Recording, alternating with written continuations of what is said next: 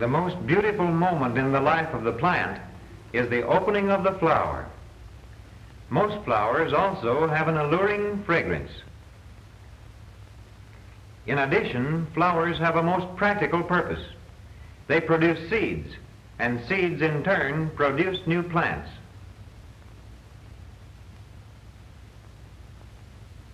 The root of a plant is the organ for absorbing water and minerals. The stem connects the leaves with the root. The leaves manufacture plant foods, and the flower produces seeds which develop into new plants. The flower starts as a bud and develops into a mature flower. Here is a typical complete specimen. The green pointed parts at the base are called sepals. The petals of many flowers are brilliantly colored. The male parts of the flower are called stamens, and the female part the pistil. Let us make believe that we can look through this flower in order to see the various parts more clearly. The enlarged ends of the stamens are the anthers or pollen sacs. These contain pollen grains, which are usually carried by insects from one flower to another of the same kind. When the pollen grains come into contact with the sticky stigma of the pistil, they send tubes down the style to the ovary, which contains the ovules. The pollen tubes enter the ovules, and fertilization takes place.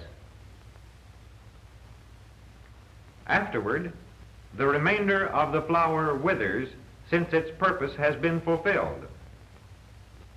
The ovules grow and develop into seeds that will produce new plants.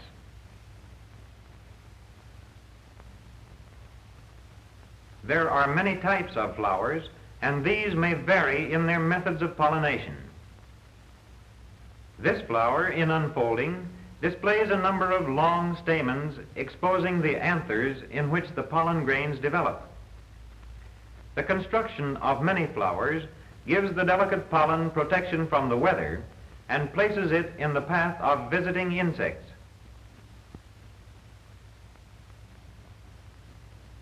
For example, the snowdrop, one of the first flowers of spring, succeeds well in protecting the pollen grains. The white petals open like an umbrella over the pollen-bearing anthers. Therefore, much of the beauty of this flower is hidden from view. Bees, visiting the flower in quest of nectar, brush against the protected pollen and carry it away.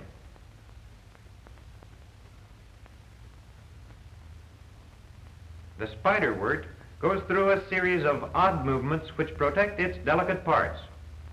The pistil and the stamens bearing the golden anthers bend inwards.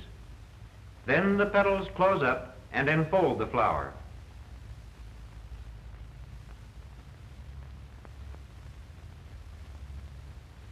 The upper sepal of the monkshood forms a waterproof hood over the pollen, but does not keep out insects. The snapdragon keeps its petals tightly closed. Only the strongest bees can force their way in to secure nectar and pollen.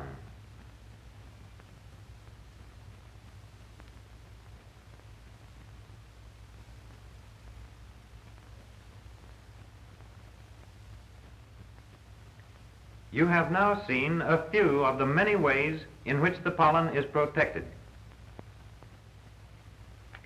There are methods of pollination which are fully as interesting. Notice how the pollen is actually shot out from this flower. The anthers of the poor man's orchid are covered by the lower petals. When an insect alights on these petals, the pollen is shot forth by the catapult action of the anthers. The lupin also has a clever device for bringing insects to its aid in carrying pollen. The lupin forms its pollen in a paste. If the lower petals are pressed down, they bring forward a piston which pushes out the pollen paste, as is shown in this drawing.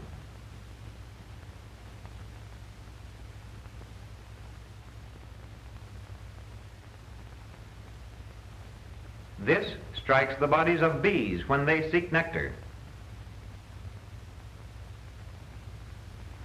By using a match, we can see the action of the anthers of the meadow sage.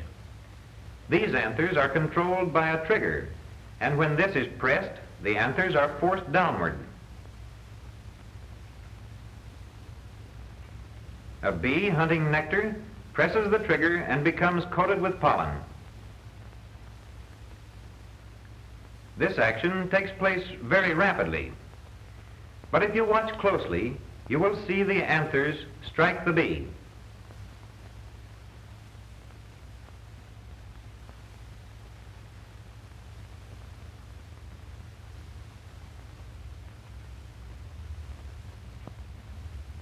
When the flower grows older, the stigma grows downward. Then it separates and is ready to pick up the pollen from visiting insects. Cross-fertilization is assured since male and female parts ripen at different times. Here we see how this occurs in nature. The bachelor's button or cornflower belongs to the composite family, the most numerous among the flowering plants and possessing the most highly developed flowers. In this family, the head consists of a mass of small flowers which, when combined, offer an attractive display to insects. The small individual flowers would hardly be noticed. The daisy, also a composite, has a number of outer flowers called ray flowers, which are more conspicuous than the inner disc flowers. Each ray is really the petals of each individual flower joined together. In the daisy, as in all composites, the 5 anthers are united in a ring and fastened to the petals. Insects cannot reach the pollen in these anthers, but as the pistil grows up, its hair-like projections collect the pollen and expose it for removal by insects. Then the stigma separates and is ready to receive the pollen carried by insects from another daisy.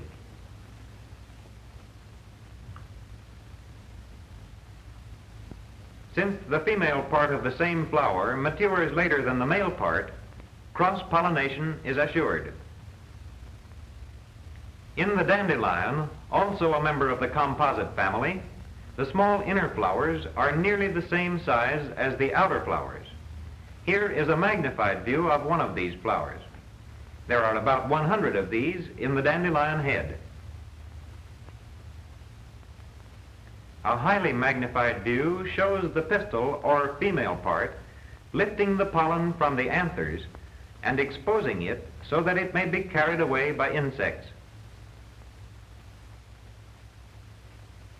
Later, the stigma separates and is prepared to receive pollen from another flower.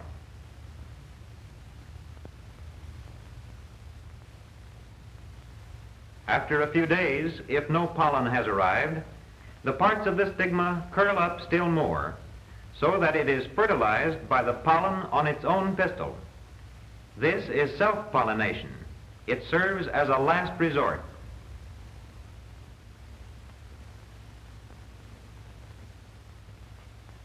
The globe thistle, in a similar manner, has its flowers massed together to form an attractive cluster. As a result of such an arrangement, several flowers may be pollinated during the visit of a single insect. A few flowers lacking brightly colored petals have other parts which may attract insects.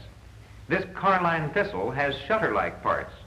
The fragrance of many flowers is also important in attracting insects.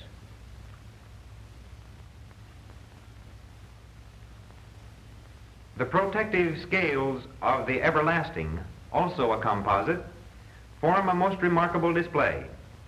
Here we see this flower unfolding completely, a development requiring many hours in nature. The numerous flowers are in the dark portion in the center. In this case also, it is the protective scales rather than the petals which attract insects. Gardeners are interested primarily in the beauty of the flowers they cultivate. The everlasting shown here has been changed in cultivating it to develop beautiful scales until it no longer has pistil or stamens. Therefore, the flower cannot produce seeds or new plants.